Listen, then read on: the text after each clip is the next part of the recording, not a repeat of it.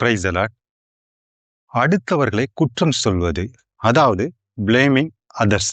இது ஒவ்வொரு மனிதனுடைய வாழ்க்கையிலும் அடிக்கடி நடக்கக்கூடிய விஷயம். மிகவும் சாதாரணமாக நம்ம பண்ணுவோம்.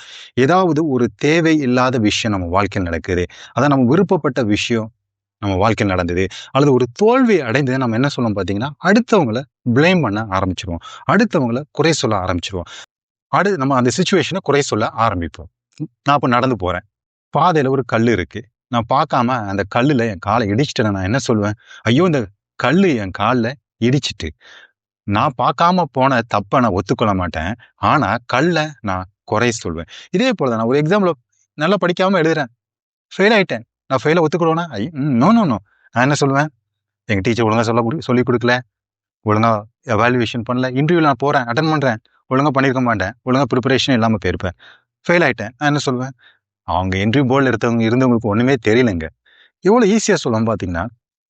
நம்ம வாழ்க்கையில எப்பப்போல்லாம் நம்ம தோல்வி, ஒரு விருப்பமில்லாத நிலையில் வரும்பொழுது நாம் அடுத்தவர்களை குறை சொல்ல ஆரம்பிக்கிறோம்.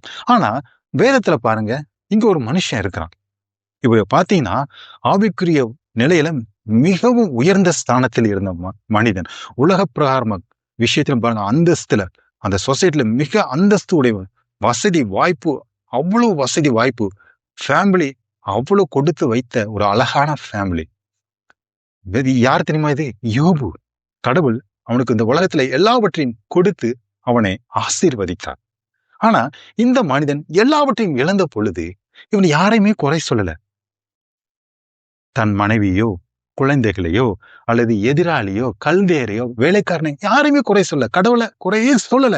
ஆனா எல்லாவற்றையும் இழந்த நிலையிலும் இந்த யோபு என்ன பண்றாருன்னா, தரையில விழுந்து தேவனை தேடுகிறார். அவனுடைய உதட்டிலும் கூட தேவனுக்கு விரோதமாக பேசி குறை சொல்லவில்லை. அதுதான் யோபு 1:22 சொல்லி இருக்கிறது. அவர் என்ன சொன்னாரு? இது எல்லாம் கடவுள் கொடுத்தது, என்னால ஒண்ணுமே பண்ண முடியாது, கடவுள் கொடுத்தாரு, கடவுள் எடுத்துக்கிட்டாரு. எப்படி என்ன சொன்னாரு? நிர்வாணியாய் என் தாயின் கற்பத்தில் இருந்து வந்தேன், நிர்வாணியாய் அவ்விடத்துக்கு திரும்புவேன். எப்படி பாருங்க, எல்லாவற்றையும் இழந்த நிலையிலும் அவர் ஒரு விசுவாசத்துல இருக்கிறாரு, ஆவிக்குரிய ஒரு ஒழுக்கத்துல இருக்கிறாரு. அவர் யார தெரியல, தேவனை தான் தேடுகிறார்.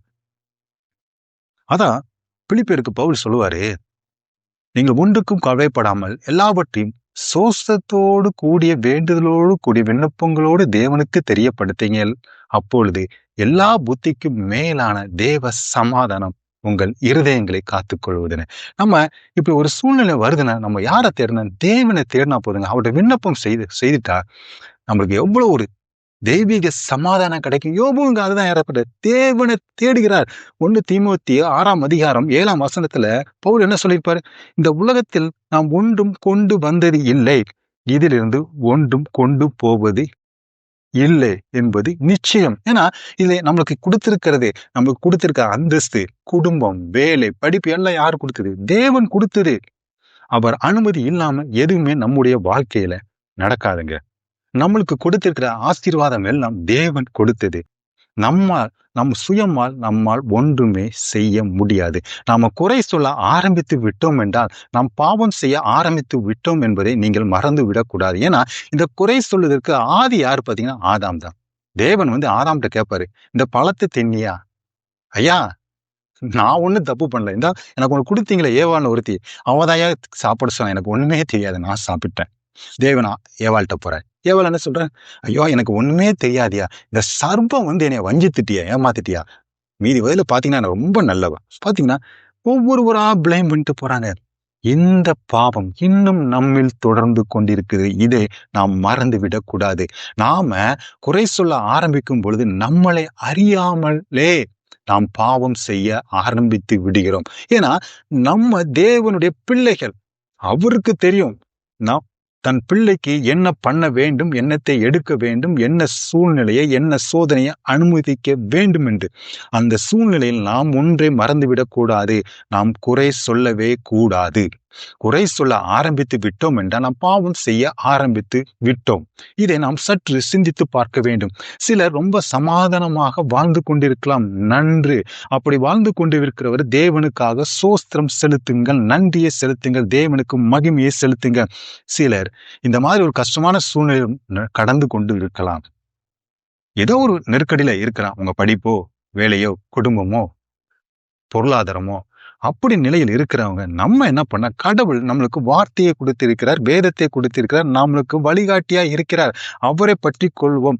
ஏனால் நம்மளை படைத்த தேவனுக்கு தெரியும் தன்னுடைய பிள்ளைகளுக்கு என்ன பண்ண வேண்டும். அவருடைய வார்த்தையின்படி நாம் வாழ ஆரம்பிப்போம்.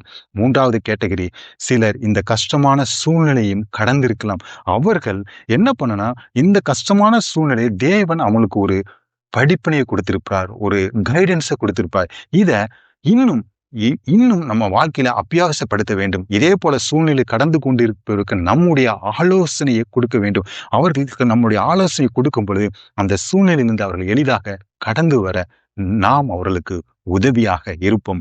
ஒன்றை மட்டும் மறந்துவிடக்கூடாது, எந்த சூழ்நிலையும் நாம் யாரையும் குறை சொல்லக்கூடாது. ஏனால் நாம் தேவனுடைய பிள்ளைகள் என்பதனை நாம் மறந்துவிடக்கூடாது. ஆமென்.